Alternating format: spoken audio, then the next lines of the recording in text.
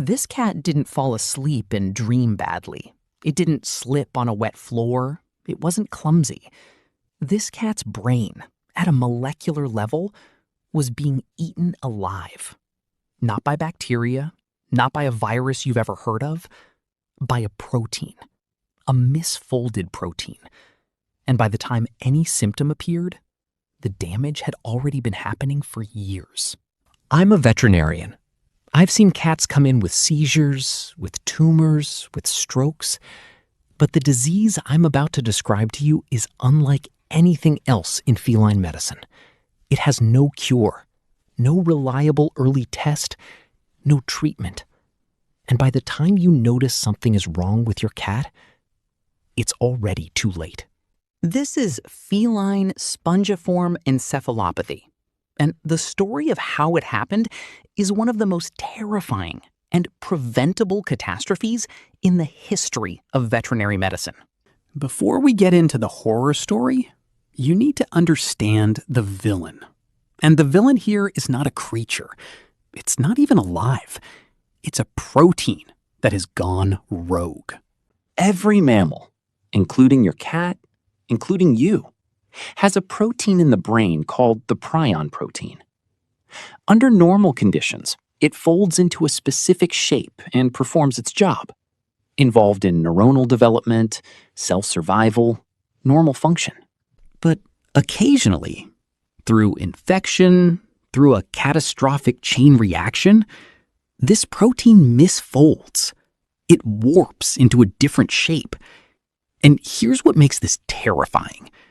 The misfolded version is contagious to other proteins. It touches a normal prion protein and forces it to misfold too.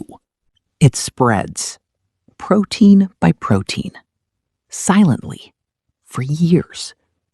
No inflammation, no immune response your vet can detect. Just a slow, relentless accumulation of toxic, insoluble protein, clumping inside your cat's brain. We call these prions, and the disease they cause in cats, Feline Spongiform Encephalopathy, or FSE, is named for what the brain looks like when you finally examine it under a microscope. Spongy, full of holes, like something reached in and ate through it from the inside. On a histologic section, a thin slice of brain tissue, you see vacuolation, holes. In the thalamus, the basal ganglia, the cerebral cortex, symmetric, bilateral, like the brain is collapsing inward. And by the time the cat shows any neurological sign whatsoever, this destruction has been building for years. To understand how FSE ended up in domestic cats, we have to go back to one of the greatest agricultural disasters in modern history. Great Britain, 1986. Cattle are starting to behave strangely. They're anxious, aggressive, they're stumbling, they can't coordinate their movements. Farmers call it mad cow disease. Scientists call it bovine spongiform encephalopathy, BSE. And as they investigate, what they discover is a crisis that nobody was prepared for. For years, the British livestock industry had been processing slaughterhouse waste, offal, fallen livestock, carcasses, into meat and bone meal, protein supplements, and this meal was being fed back to cattle. What nobody understood at the time was that scrapie, a prion disease of sheep that had existed for over 275 years, was already in that supply chain.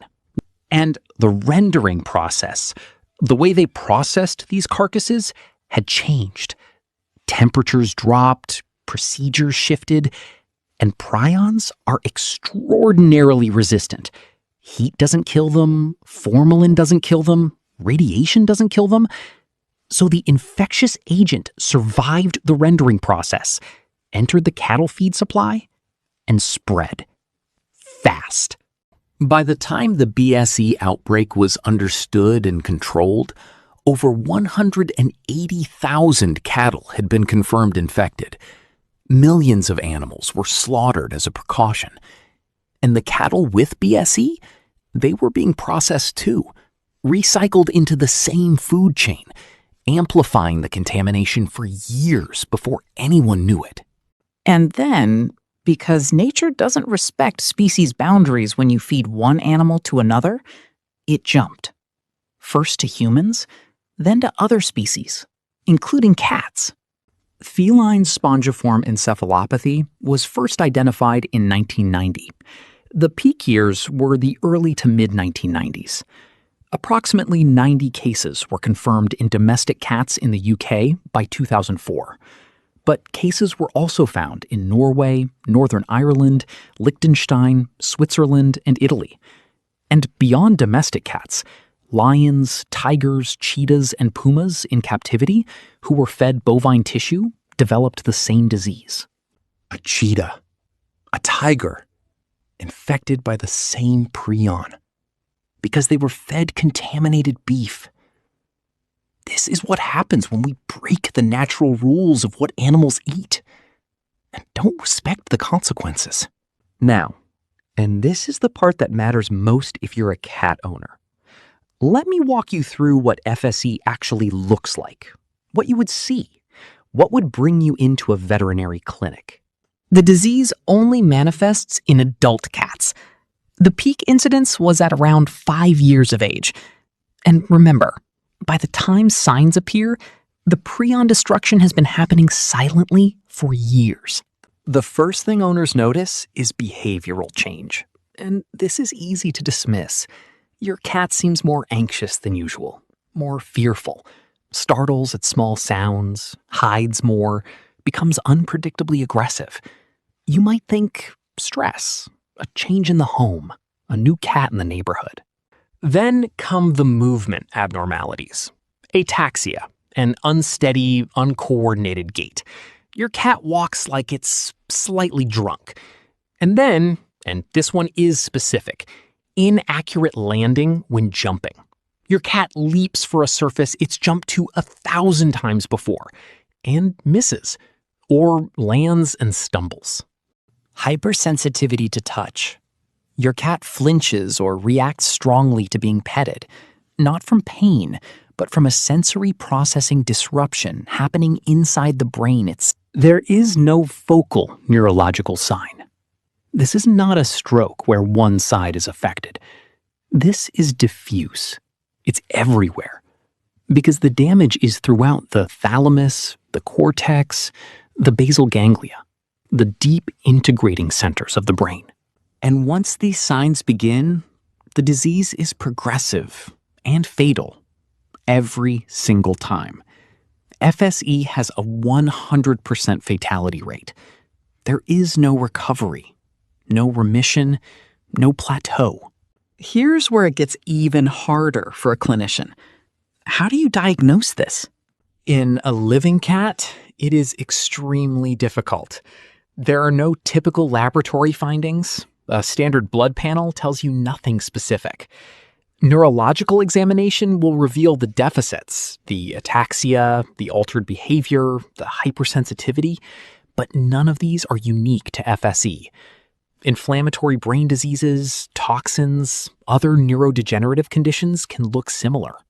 The definitive diagnosis of FSE requires detecting the abnormal protease-resistant prion protein, PRPSC. And the most reliable way to do that is from brain tissue, which means, in most cases, the definitive diagnosis is confirmed only after death, at necropsy. In other TSE diseases, like scrapie in sheep, the abnormal prion can sometimes be found in lymphoid tissue, tonsils, the third eyelid. But in FSE, extraneural accumulation is inconsistent. You can't reliably biopsy a lymph node and get your answer. In cats, it's the brain or nothing. There are immunochemical detection methods. Monoclonal antibodies against PRP, Western immunoblotting. Commercial test kits exist. There is also a cutting-edge technique, protein misfolding cyclic amplification, that showed high sensitivity in detecting PRPSC in a cheetah and revealed the agent had spread throughout the CNS, lymphoreticular tissue, and other organs. But these are research and surveillance tools, not your average veterinary clinic's diagnostic arsenal. As a veterinarian, what this means practically is that if I suspect FSE, my differential list is long, and my ability to confirm it in a living patient is severely limited, which is why the clinical context matters enormously. An adult cat, progressive neurological deterioration, behavioral change, in a geographic region with historical BSE exposure, that constellation of findings should put FSE on the list. Let me show you what this disease does to the brain structurally, because this is where the name comes from, and it's genuinely unlike almost anything else in veterinary neurology. On histologic examination, again, this is the thin sliced, stained section of brain tissue examined under a microscope, you see vacuolation, small and large vacuoles distributed through the neuropile and within neurons themselves. These are holes in the brain tissue, bilaterally symmetric, most prominent in the thalamus, basal ganglia, and cerebral cortex. This pattern is bilaterally symmetric, meaning both sides of the brain are affected roughly equally. That distinguishes it from vascular events, like strokes, which are typically one-sided. Immunocytochemistry for PRPSC, using antibodies that light up the misfolded protein, reveals accumulations of this abnormal prion protein throughout the affected areas. Punctate, plaque-like, the physical evidence of the cascade that destroyed the tissue. In advanced cases, you see neuronal loss and gliosis, the brain's attempt to compensate, filling in with supporting cells where neurons have died. There is no inflammation, no immune cells flooding in, because the immune system cannot see a misfolded protein as foreign. The prion is structurally still you, just broken. That's the most unsettling part of prion disease. The immune system never mounts a response. It never sends an alarm. It watches the destruction and does nothing, because it doesn't recognize it as an attack. This is a disease that wins by disguise.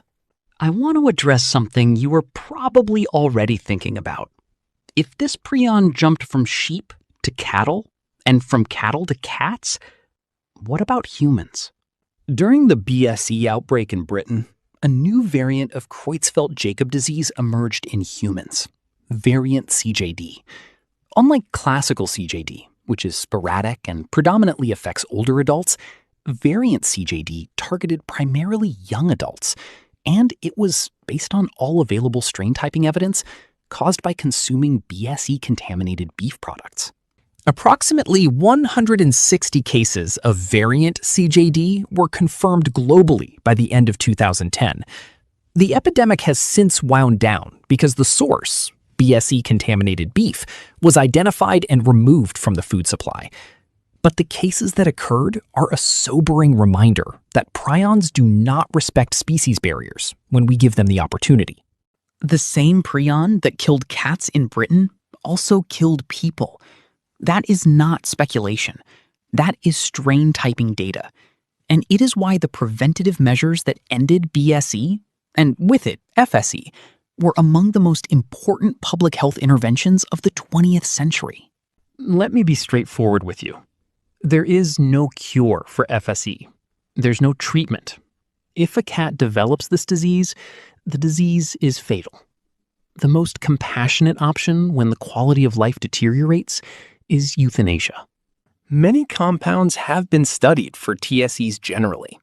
Polyene antimicrobials, analogs of Congo Red, quinacrine, chlorpromazine, inhibitors of peptide synthesis, immunotherapy approaches similar to what's being used in Alzheimer's research, because both diseases involve amyloid accumulation. None have translated into an effective treatment. Not yet. What did work, and this is the good news, is prevention. The BSE epidemic was stopped by banning the feeding of animal proteins to ruminants, and later to all farm animals. By removing specified risk materials, CNS tissue, lymphoid tissue, intestine, from the bovine slaughter chain. By surveillance and slaughter programs. The last confirmed case of FSE in the UK was reported in 2007. Since the BSE epidemic ended, FSE has essentially disappeared. Because it was a man-made disease. It was created by a decision about what to feed animals, and it was ended by reversing that decision. As a cat owner today, FSE is not a practical threat to your cat. The source has been eliminated. But the lesson it teaches us about prion biology, about zoonotic disease risk, about the consequences of industrial animal feeding practices, those lessons are permanent. Here is what I want you to take away from this. If your cat is showing behavioral changes, unusual anxiety, fearfulness, startling easily, combined with any coordination problems, any stumbling, any inaccurate jumping, do not wait. Those signs deserve a full neurological workup, not because FSE is likely, it isn't today, but because neurological symptoms in cats are never just quirks. They are signals. And the broader lesson, the one that matters beyond your individual cat, is that prion diseases reveal something important about what happens when we don't think through the downstream consequences of how we manage animals at scale. BSE was not bad luck. FSE was not random. They were the result of decisions made in feeding practices and rendering protocols, and they cost tens of thousands of animal lives, over 100 human lives, and enormous suffering. As a veterinarian, I've dedicated my career to understanding the diseases that threaten the animals we love. FSE is one of the most scientifically fascinating and ethically heavy diseases in feline medicine because it wasn't inevitable. It was preventable. And now it's largely gone. Take care of your cats. Pay attention to their nervous systems. And if something seems off, trust your instinct. That's what I'm here for. If this video helped you understand your cat better, subscribe. New feline health content drops every Monday. I'm a licensed veterinarian, and this channel exists so you never have to Google your cat's symptoms alone. See you next week.